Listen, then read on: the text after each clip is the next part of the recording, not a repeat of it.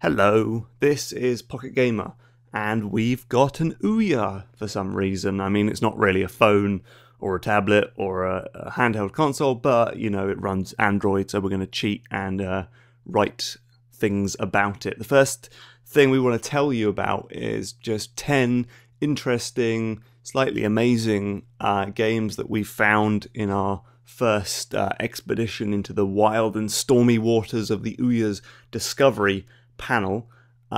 Just a heads up before we start, we're going to be focusing mostly on more fresh and original games that we haven't already played a million times before on iPhone and Android. So we'll skip things like Super Crate Box, Final Fantasy III, Ravensword Shadowlands, League of Evil, Ice Rage, you know, games like that, and instead focus on stuff we haven't really seen before on the platforms we actually cover. First up is Dub Wars, which is a psychedelic twin-stick shmup kind of like Geometry Wars. The twist is that your spaceship fires its weapon in time with the dubstep soundtrack that's playing in the background. So you start with just this staccato gunfire when the track's got its sort of steady introductory beat. Then as you're waiting for that all-important drop, the soundtrack goes silent and your weapons stop firing. So you have to sort of avoid enemies. And then there's the drop, the bloody drop, the ear-piercing, caterwailing, headache-inducing drop. And with it, your ship unloads just an almighty arsenal of laser beams and homing missiles and explosions, ripping through waves and crowds of enemies. It's it's kind of fun, and it's satisfying when you finally tear through these dudes. I really kind of hate dubstep, but this game sort of made me appreciate it for a scant few seconds. So definitely one to check out.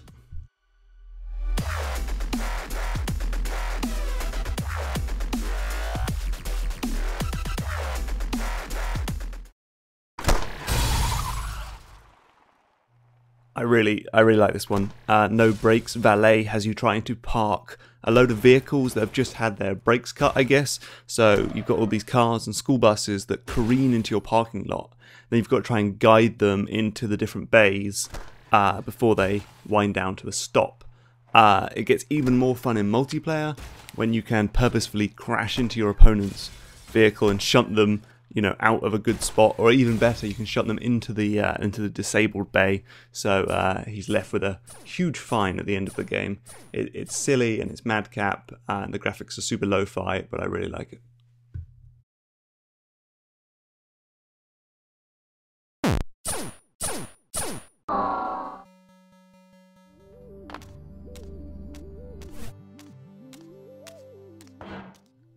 No prizes for guessing where Polarity takes its inspiration from. This is definitely a spin on Portal, but now with the colour switching polarity nonsense of Ikaruga or that cool Xbox Live Arcade game Outland.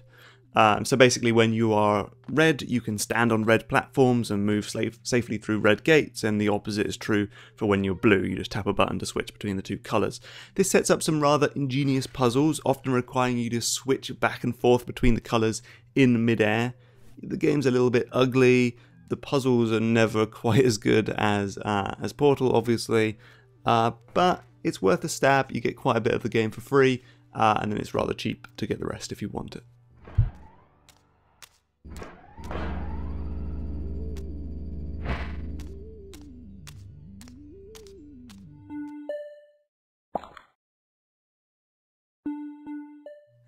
Get on Top comes from Bennett Foddy, who made Quap, the cool PC athletics game where you have to run by smashing your keyboard like a maniac.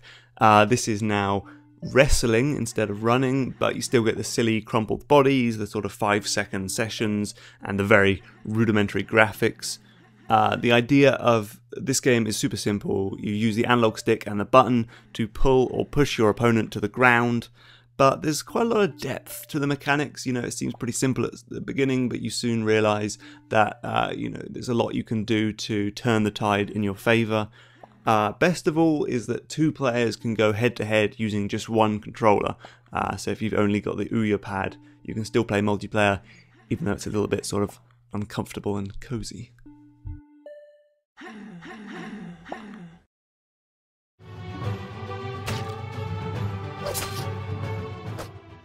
I guess at this point, every platform kind of needs its own endless runner.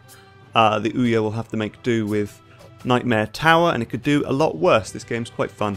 You are a little pint-sized knight, you can see up there, and he must get to the top of this tower, I guess, I don't know if the tower ever ends, by using these different enemies as a springboard. So you move left and right to position over an enemy, then press a button, you'll strike down with your sword, and hopefully hit the enemy and bounce back up again. There's some real depth to be found in the different enemy types. You've got little tiny bats, you've got these spheres that sort of cover themselves in spikes, you've got these pus-filled sack monsters that spit out slime.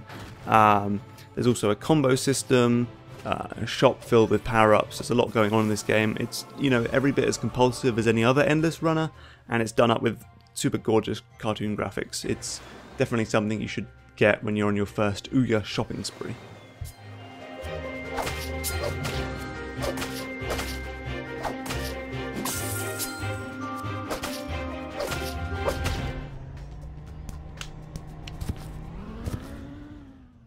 Oh man, I love The Amazing Frog.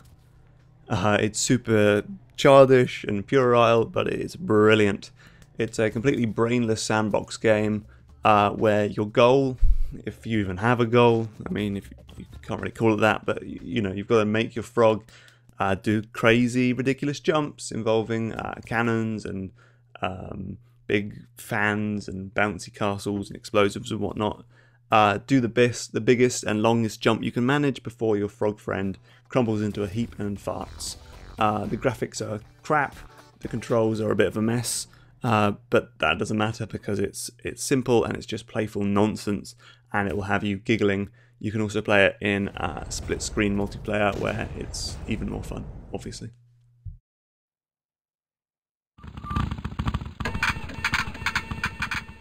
It's the little crane that could, which is super bloody hard. Your job is to control this truck, which has a big crane arm, and complete objectives like dropping a basketball in a hoop, or unscrewing some giant bolts.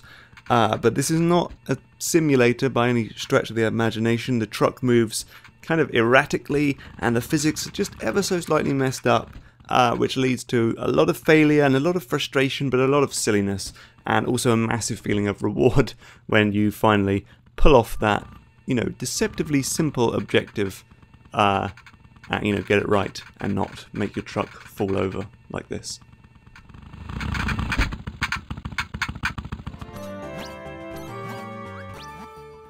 TowerFall has sort of quickly made a name for itself as the must-play Ouya game, and with good reason. This is a very well put together little game. You and 3 pals play as archers who have to try and spear each other with arrows in these very fast-paced, intimate single-screen battles. It's got super tight controls, brilliant power-ups, some really cool mechanics like wall jumps and having to retrieve your arrows when your quiver runs dry, and a great instant replay system for rewatching those unbelievably lucky shots. It's really well made and packed with content. It delivers exactly the sort of scrappy local multiplayer skirmishes that's going to make Ouya always have a home underneath your telly.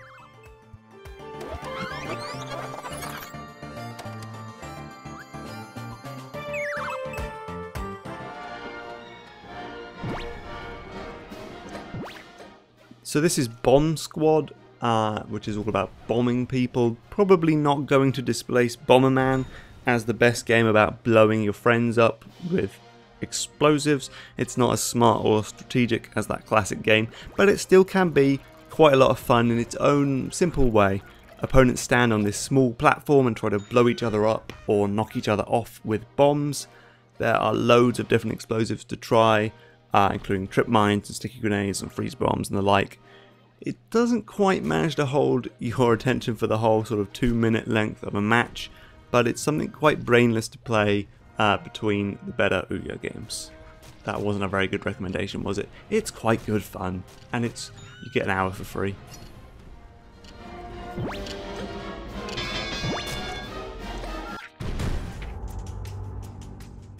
Now, I really thought that TowerFall would be the standout favourite in our multiplayer Ouya test sessions, but man was I wrong. So wrong. If you just measure it by the amount of time we spent playing a particular game, or the laughs we had, or the rivalries we forged, the winner is easily this game hidden in plain sight. Let me try and explain the idea of this particular minigame. There are about 4 or 5 different games, but this one is our favourite. The game casts you and your friends as ninjas within a crowd of identical ninjas, which are all controlled by the computer and randomly wandering about the screen. Once you've figured out which you are, you've got to either touch all the 5 statues in the arena or kill the other characters, while acting like a brainless AI robot. You don't want to sort of expose yourself as another human player. It's all about deception and being stealthy and sly. It's a devilishly simple concept that leads to some of the most enjoyable local multiplayer nonsense you're likely to find on any system, really. There are loads of other modes, including games with sniping and running and all sorts.